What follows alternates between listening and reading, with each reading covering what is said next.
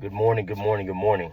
So, me and my coworker, we text a lot outside of work, and we shared this clip amongst each other of some tall, I think he's like maybe a Spaniard or something like that. I'm not sure. He's like a tall, whitish looking guy, but he has a look in his face like he's maybe from, maybe the Middle East or something, but he's light skinned. But anyways, so I'm sure you'll know who I'm talking about if you're on social media enough. So there's a tall guy, and behind him is a cameraman, and that cameraman catches in real time in slow motion the number of people checking him out, which is 90% women.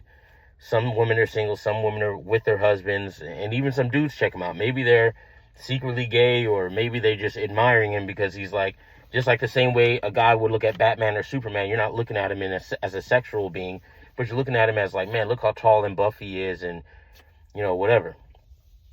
But anyways, though, that just reminded me of another topic for a video, and I'm gonna title this one or name it something along the lines of why women say that looks don't matter in men, whether it's the dad bod thing or just like, oh, you don't have to be perfect looking as long as you treat me well and have a good personality and character, as long as you have your stuff together, as long as you have your own place, whatever, good head on your shoulders, all the normal stuff they say, because women, as we know, women never really expose the truth most of the time. Like, they say like just enough to make themselves sound good, and simultaneously not hurt anyone's feelings, whether it's a guy or a girl.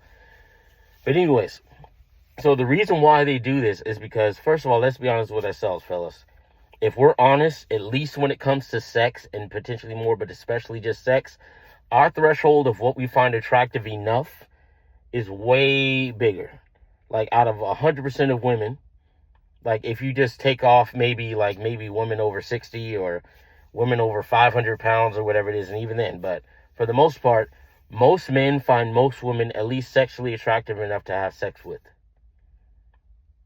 at the very least. So we're not as picky. Not only that, because we don't get as much of attention as the average guy, unless you're like, super good genetics, tall, whatever it is, or having a bunch of money or whatever.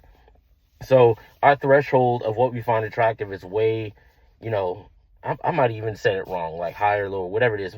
Most men will smash most women or deal with most women given the opportunity. But with women, it's the opposite. They're very, very picky as far as who they're physically and sexually attracted to. So I'd say, in my personal observation, I'd say out of 100% of men, maybe 5 to 10% of those are someone they do a double look at. Like, if they see you in the mall, they'll be like, turn around, like, you see that dude? We do it all the time. Like, oh, let me just play it off and scratch my head, act like I've got to bend down and tie my shoes and check out a girl or whatever. But for women, it's like, it's very rare. So in order for them not to shut out all the attention from men, from the 95% of men that they don't really like physically like that, they'll say things like, oh, you got to take me to a nice restaurant, or you got to, text me first. You got to act obsessed with me. You have to buy me stuff. You have to, like, text me for 2 weeks and let me blow you off for, 5 to 7 days out of those 2 weeks. And you should still stay strong. And then whenever I'm finally ready to hang out with you reluctantly, then you should be jumping on it. But that's how it usually is for most women. They don't find most men attractive. But here's an example. So imagine you go to a job.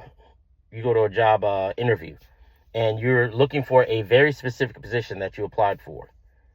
They know from the moment you walk in, most of the times, or the moment they look at your resume or how you look or how you're dressed or your appearance, that whether they want you on their team or not. All they need to do is just hear how your voice sounds and see what your mindset is. But for the most part, they have their mind made up already. And so most of the times when they know they're not going to hire you for that specific position, but they might have something else for you that you probably don't want to do, they'll say things like, oh, we're kind of full right now, or we'll keep you posted, or we'll let you know whether you got it or not, or whatever it was. But because they know if they tell you directly, no, you're not hired, you're going to get up and leave, and you're not going to like bother doing the whole interview. You're not going to bother, to still be presentable. You're just going to go, okay, well, thanks anyway, and then leave. So they're like, he wanted to be, in a top position, but you know what? All we really need is a janitor. So what I'll do is I'll tell him, I don't know, and, we'll get back to you, or whatever it is. And then later on, you get an email about like, oh, we didn't want to hire you for that, but, we have this option for you to be a janitor. When can you start? Women know that most men want to have sex with them. Unfortunately, even if they're underage, like 16, 17, I've heard stories from girls where, older men, their teachers or whatever it is are hitting on them or flirting with them or whatever it is. But anyways, all women know this, but they know that unless I want less attention or no one taking me on dates, I got to play it off and pretend like this guy has a shot, even though he's not even attractive to me at all. However, when they do meet that 1 out of 20 man, which is 5%, when they do finally meet that, small percentage of a man that they actually are completely attracted to, whether it's height or the specific race she likes or the certain look or the vibe he gives off, whatever it is, then all the rules go out the window. There's no requirement of, you have to have your own place, you have to have a car, you have to have a corporate career job, you got to have savings, you got to take me to dinner before we hang out. They're coming over and smashing right away. And I'm not advocating for fornication, but that's what usually happens. That's why they will always lie and tell you like, I don't care about a dad bod. What you men have to realize is that women put men in different categories. If they're, and 9 times out of 10, if they're in a relationship, it's because they're trying to give their vagina a rest from being in the streets. Some women put up their, rest their vagina for life, as far as like, okay, they're never going to cheat on you, or maybe like they barely give you sex because you're not really their type, but they still stay married to you anyway. But most of the times, they're only in a relationship because they're not with the guy that they really wanted. But some women are. Some women are with a dream man. But for the most part, most of them settle for a dude that they don't really like that much physically, which is why a lot of men deal with women slowing down on the sex later or making them beg, or the girl giving excuses about, not tonight, my stomach hurts, I have a headache. But anyways, yeah. Yeah, man, if you're... I remember what I was going to say as far as the dad bod. The reason why they say a dad bod is what they like over a super muscular guy is for 2 reasons. The number one reason is, if you have a dad bod, they feel like you're going to be less attractive to other women. Because women already want to take a break and relax once they get in a relationship. Like, I can get fat now and I can not shave my armpits as often or shave my legs every night now that I'm not going out or going on new dates, meeting new men. I can let out my farts. I can whatever. Have morning breath, whatever. But anyways, so first of all, you're going to be less attractive to other women, in their mind at least. Secondly, if you're overweight, there's going to be less likely of a chance that you're going to try to get on her to lose weight. Think about that. So those are the reasons why. It's not because they're truly sexually attracted to a stomach. What woman wants to have to lift up his stomach to put her face in your area to do a certain act? You know what I mean?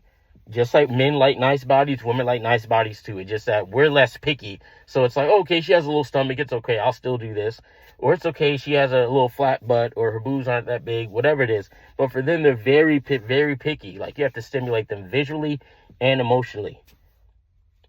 But anyways, enough of that video. But you guys get the point. I'm going to do some highlights on this, to have it pop up on YouTube, whatever. But yeah, man, I'm just trying to help you decipher female nature. This doesn't mean I have issues with women. I'm happily married to a wife who submits to me, who's cool with me doing whatever I do. I don't cheat on her. I don't treat her bad. I pay all the bills. She raises our boys at the house. We do our best to serve God, even though we aren't perfect. But anyways, over and out.